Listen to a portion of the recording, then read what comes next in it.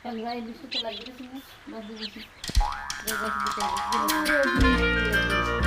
হলো জাহাপানা? কি নিয়ে এত চিন্তা করছেন? মাস শেষ হতে চললো, কৃষ্ণচন্দ্র এখনো খাজনা পাঠালো না যে উজির।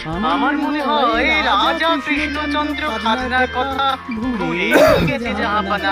বলাচ্ছি আমি।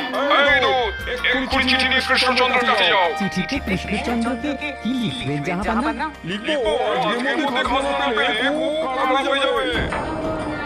এবার একটা না একটা ব্যবস্থা করতেই হবে। মহারাজ পাথরের কাছে চেয়েছেন নবাব বাহাদুর যেন এই মাসের খাজনা মকুব করে দেন।